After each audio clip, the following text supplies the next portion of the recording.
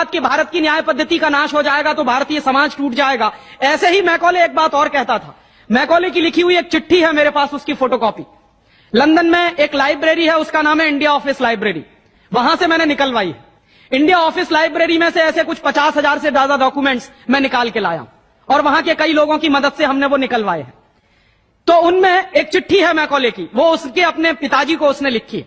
जब वो यहां ऑफिसर बन के आया है तो मैकॉले क्या लिख रहा है कि भारतीय समाज को अगर बर्बाद करना है तो भारतीय न्याय पद्धति बर्बाद करो। तो वो करने के लिए उसने आईपीसी बना दिया, सीआरपीसी बना दिया, सीपीसी बना दिया और बर्बाद हुई। दूसरी बात वो कहता था कि भारतीय समाज को बर्बाद करना है तो भारतीय शिक्षण पद्धति का नाश करो। तो मैकॉले कहा करता था कि जो भारतीय शिक्षण पद्धति है, वो खुद मानता था इस बात को, यह दुनिया की सबसे ज्यादा विकसित और सबसे अच्छी पद्धति। क्या होता था, यहां गुरुकुल चलते थे, गुरुकुलों में विद्यार्थी पढ़ते थे और विद्यार्थी 20 साल तक 25 साल तक ब्रह्मचर्य का पालन करते हुए शिक्षा ग्रहण करते थे, संस्कार मिलते थे और वो संस्कार लेकर समाज में जाते थे। उन्हीं संस्कारों से संस्कृति बनती थी और वही संस्कृति भारतीय संस्कृति कहलाती थी।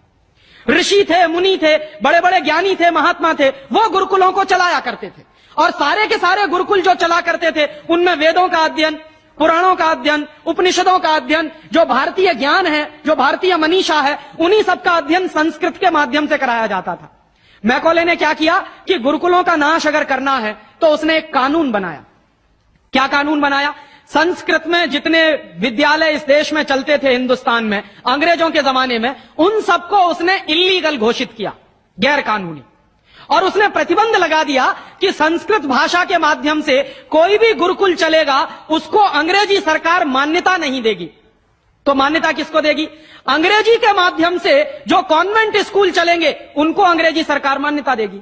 और उसके लिए बाकायदा उसने कानून बनाया। उस कानून का नाम है इंडियन एजुकेशन एक्ट। और यह इंडियन एजुकेशन एक्ट लागू हुआ 1858 में, आज से लगभग 140 साल पहले।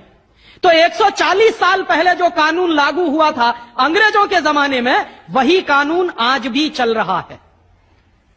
उस कानून के आधार पर मैकॉले ने क्या किया? संस्कृत के माध्यम से चलने वाले गुरुकुलों को बर्बाद कर दिया, कानून बना के उनको बंद करा दिया।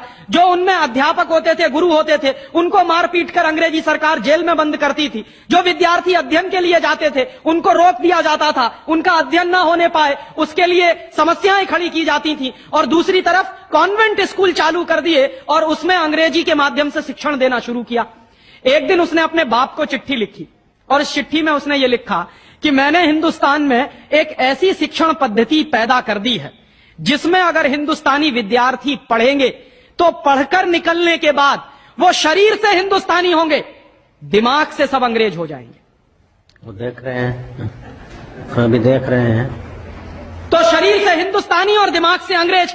तो मैकॉले दूसरी बात लिख रहा है उस चिट्ठी में कि जब वो शरीर से हिंदुस्तानी और दिमाग से अंग्रेज हो जाएंगे तो अंग्रेजों के हिसाब से सारे काम करेंगे। और वो विद्यार्थी जब कॉन्वेंट स्कूल में से निकलेंगे तो सबसे ज्यादा गालियां भारतीय संस्कृति को देंगे, सबसे ज्यादा गालियां अपने मां बाप को देंगे। कैसे? मॉम और डैड कह के। डैड माने होता है मरा हुआ और मम्मी माने होता है शव। इजिप्ट में आप जाइए, मिस्र एक देश है, वहां पे ममीज कहा जाता है किसको? मरे हुए आदमी के शव को। तो हमारी मां हो गई मम्मी, मम्मी, और पिताजी हो गए डैड। आया कहां से ये? मैकॉले ने डाल दिया हमारे दिमाग में।